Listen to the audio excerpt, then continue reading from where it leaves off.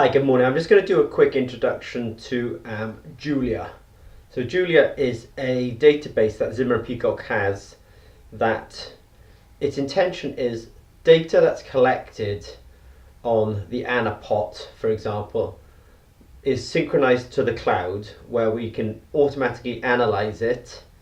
And actually that means then that people, you can have somebody in a lab collecting data, then it synchronizes, as I say, to the cloud where actually we can analyze that data automatically. So concentrations can become calibration curves.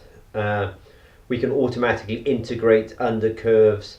We can start to find peak heights by doing differentiation, for example. So there's a high view, which is actually, if I'm a supervisor on a program, or as a senior scientist on a program, I want to see data in an organized manner, and I'm not the person collecting the data.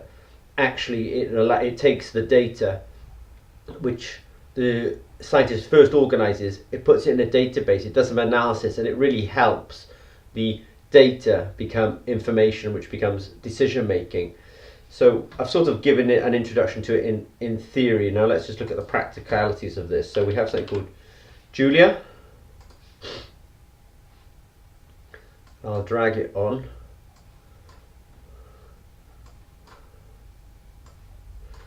So Julia here is, I have it linked at the moment to the Potassium database. So first of all, what I'm going to do is I'm going to open the database. So what it's done is it's opened up a local copy of the database. And so this is the example for potassium. So we have initial studies down here.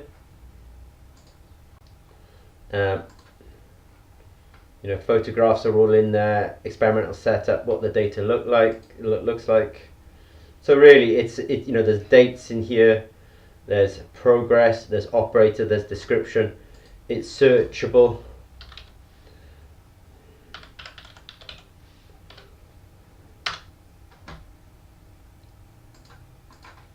So there's the three folders three folders that have the term capillary in them.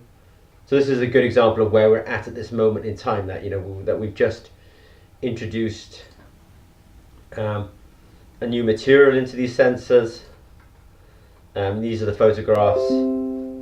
I can see that the guys have some descriptions, some generic notes about this, a little bit of data, so I can kind of see here that this is where they would have suddenly raised the potassium levels just to check that it was working. So I'll go back one and say, what did I do there? Okay, so what I did there is I just opened the database. So I did a search on my computer for Julia, opened the database, I can see the data. Now the reason that it's all so beautifully organized is because what's happening is we have a directory system. So I'm going to open up the directories and show you. So I had a question, which is how do I organize my data in order that Julia can organize it for me? And it's this simple. It's this. I'm a scientist in a lab and I'm doing my daily experiments. So I come in and I say on the 16th of August 2017, that's 1708-16, I came in, I did my first experiment, 0001, space, and then a bit of a description. And then I have my data, I have some images, I have some notes. So what it's doing is, this data is all gathered on the ANA pot, so we can the database is smart. As long as the data is gathered on the ANA pot, it knows what it's looking for. It can recognize images, and it brings images up, and importantly it brings up notes. So the notes are kind of like what I did. So I'm sort of saying if you follow this format, then what happens is when the database runs, it will navigate to these folders, look at all the folders and import all the data. So all these so in order to organize the data, so on one day we had one date, the next day it's important to notice now that we have 0002 and then a space and a description.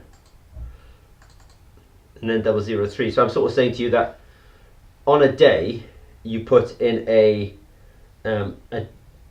folder that describes that day with its date on it, and then you are having to kind of check. See, the last one, when I go here, this means that on the 3rd of November we did some testing. It must have been test effectively 140014. So if I was going to do a new piece of work, I would be going new folder 1711, today's date 14,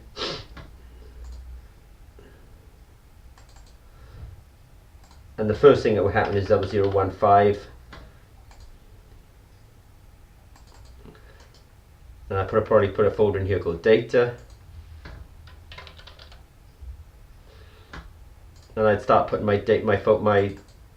I basically put my data into there, and then into this root here I'd be putting images and that note. That note was a use because it basically reads text files.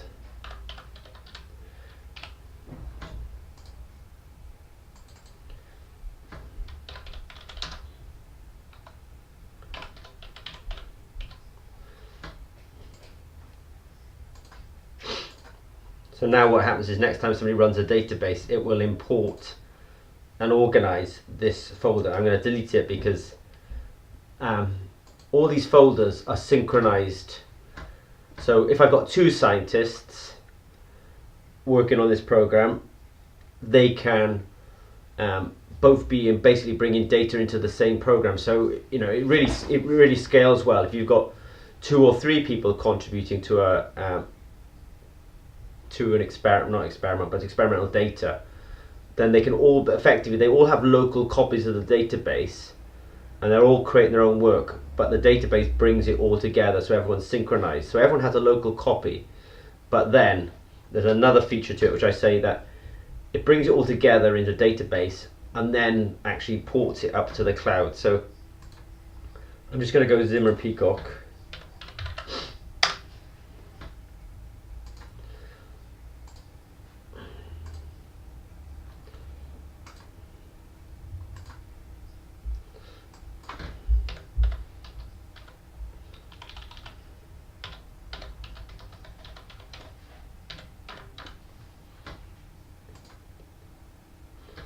Right, and then I'm going to just go potassium sensors here, and basically this is data on the cloud, so I can get to this through my phone, anything I want.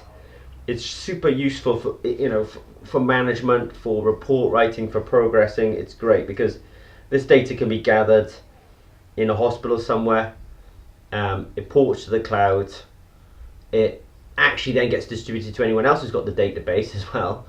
But it's sitting in this cloud, so I'm in a meeting and I want to write a presentation or present my latest results. I can just grab data, grab images from this. So I did have there was a fundamental question which I'm going to answer through this video, which is how do I organize my data just so that the Julia database can start using it? And the answer is date folders like this. And then if I'm going to do 2 experiments in a day, the first one in this folder would have been 0001. If I had done another piece of work that day, it would have been 0002 or 0002. As it was, I only did one thing that day. So in that one thing, there's the data, there's the images, there's the notes. The images are kind of good because, stories tell us an awful lot. So the kind of images that we have in here, somebody's taken a screenshot. If I come back the next day, it would have been 002. There's not many examples in this database where we've actually done 2, let's say, different experiments on the same day. So yeah, I can't find one at all, in fact, but you can do 2 different experiments on the same day. So that's how to organize the folders. If you're doing that structure, then when we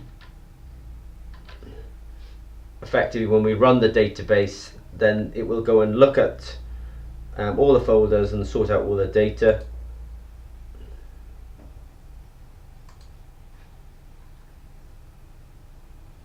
The reason I'm bringing up settings, which I've just brought up twice, I'll bring it up again. Settings is actually, this is where we can do some interesting ways of actually analyzing data. So we can do, basically, we can analyze the entire database. So if your data is in the format of things like open circuit potential, if let's say you're doing a potassium sensor, then we have ways of basically doing things like, how am I going to look at my data? How am I going to look at all the data in my database? So it's really joyful because somebody can actually collect all the data, and then we can look at, we can do things like integration fits. Do I integrate in the, from 1 minute to 2 minutes? What limits can I set about this integration? So we're building tools. This is when it really becomes powerful as well. Is actually, I said that it would also do the analysis. And so we can actually build tools to help do a whole analysis of all the data in the database. So if I'm making a glucose sensor, it's often amperometric. If I'm making a CGM, a continuous glucose monitor, then I'll use a chronoamperometry. If I'm doing potassium development, I could have my data in sort of two formats, this staircase. Then we have ways of looking at that.